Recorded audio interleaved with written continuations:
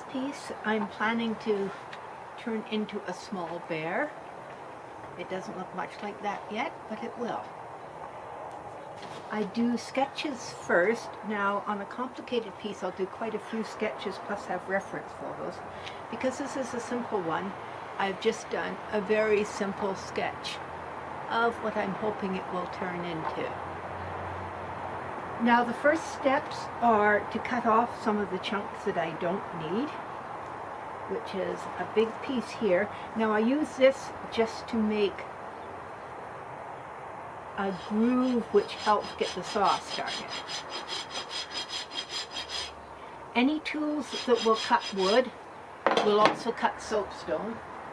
Soapstone is the softest naturally occurring stone you can get, which is why it's so popular for carving. It's quite easy to do with hand tools.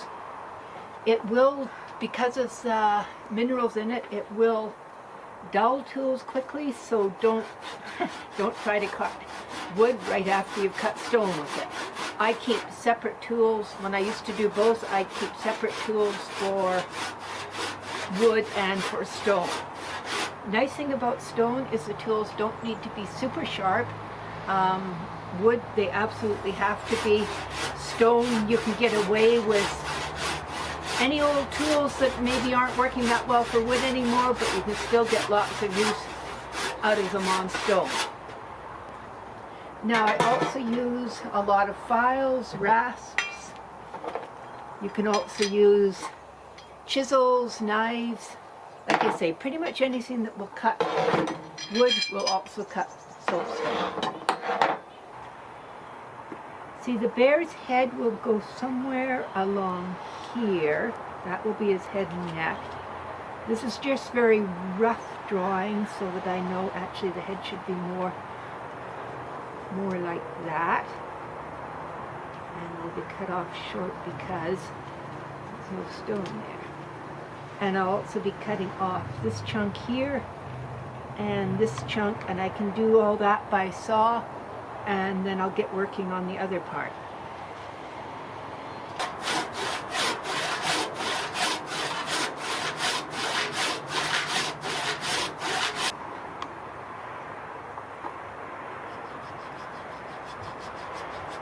Now soapstone, the main mineral in soapstone is magnesium silicate, or talc. This is what talcum powder was originally made from. There actually used to be a mine up near Leechtown area called Eagle Creek Talc, which was mining soapstone in order to make talcum powder, which fell out of favor a bit because really it's not a great mineral to breathe a lot of. If I'm working inside, I definitely wear a mask. Working outside, not so much. This little saw is good for the finer bits. This here is a sandbag, which helps keep the piece in place. Works quite well with a big heavy piece, not quite as well with a smaller piece. Still get it bouncing about a bit.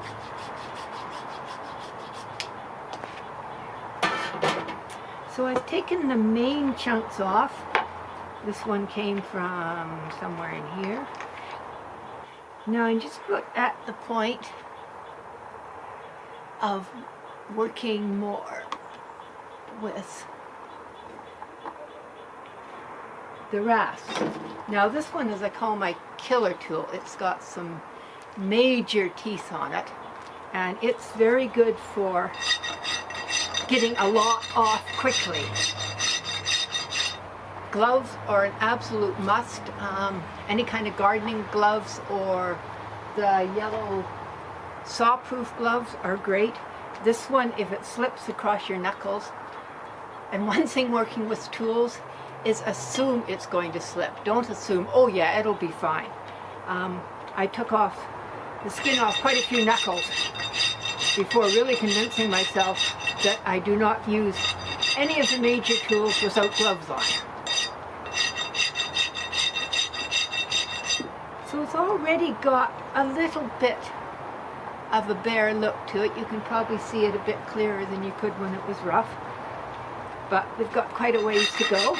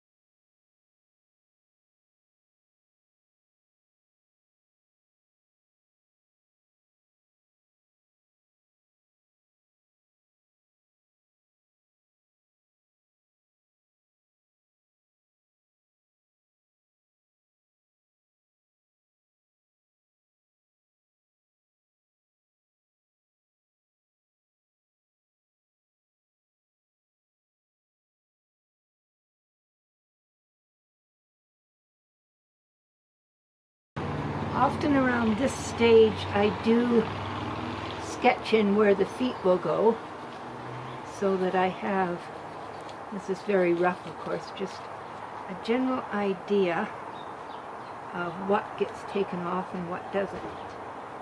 This section here is the defining part because the stone only goes that far, so it will dictate where the rest goes. And there's a big corner there I can take off.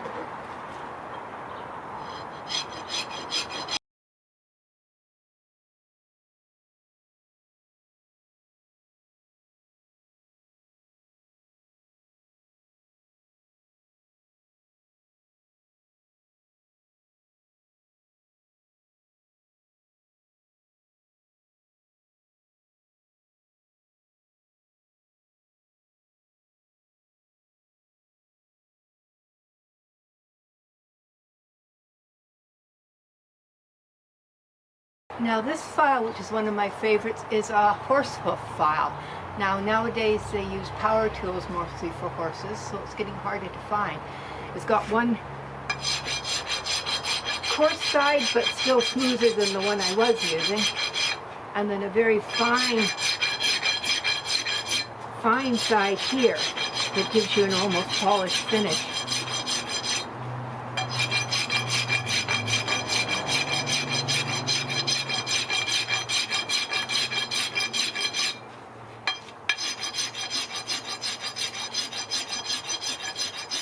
Now from this I can actually do just a little test run, and we can get a better idea of what the final color will be.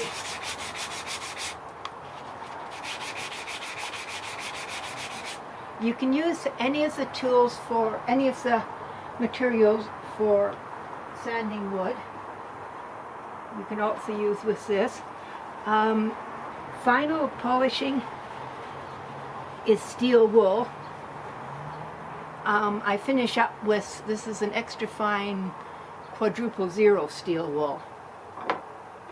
The final finish that I use will be wax, but this is just some water to get some idea of the color. So this one's going to be a very mottled dark green, but with a lot of speckles in it. Now it may be quite different in other areas, but it seems it keeps a similar colors all over. And you can see it show, the more it's polished, the better the colors will show up. So, half an hour of rough work later, it's starting to get some of the shaping and the looks that I want. What I want to do next is drill between the legs so that I will get a start on the carving there. People ask me whether I use power tools and wouldn't power tools be better. I find with soapstone it carves easily enough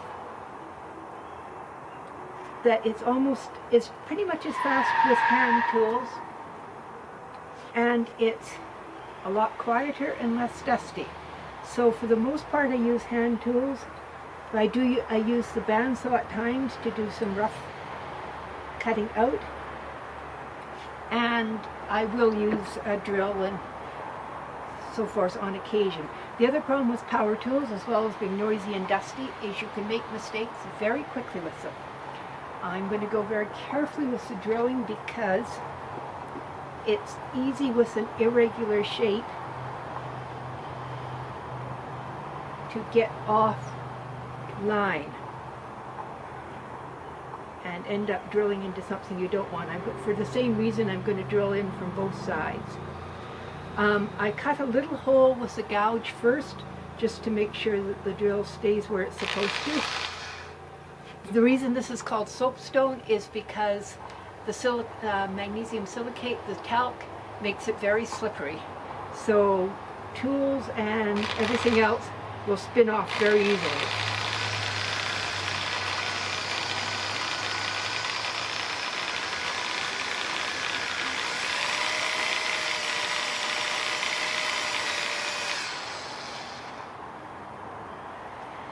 The dust can clog the drill, so you need to stop and clear it at times.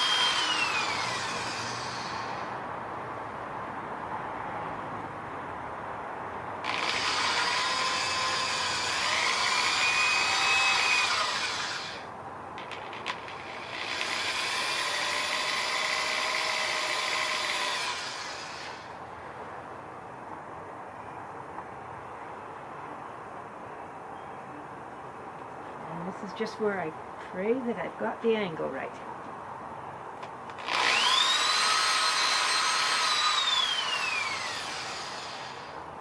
And I met up with the other hole, so I'm good.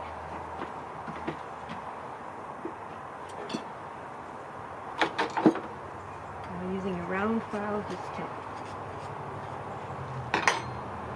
clear that out. And we do have a hole through where the top of the legs are going to be.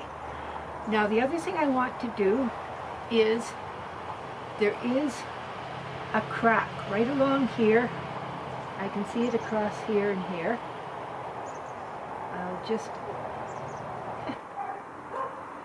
and this is perfectly common and natural in the stone, but what I want to do is fill it with a crack-filling glue.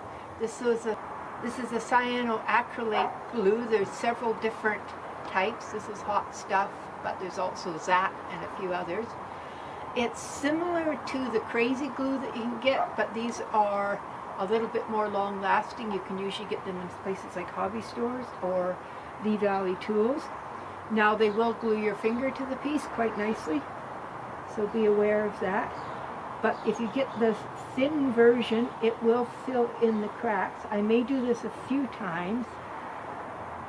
The big problem with this crack is it is right in the head where I'm going to be doing a bunch of detail. The good news is that it seems to be the only crack. Now while this is supposedly instant glue, I find in the stone, because the air can't get at it, it takes a little bit longer. So I won't work on that area immediately.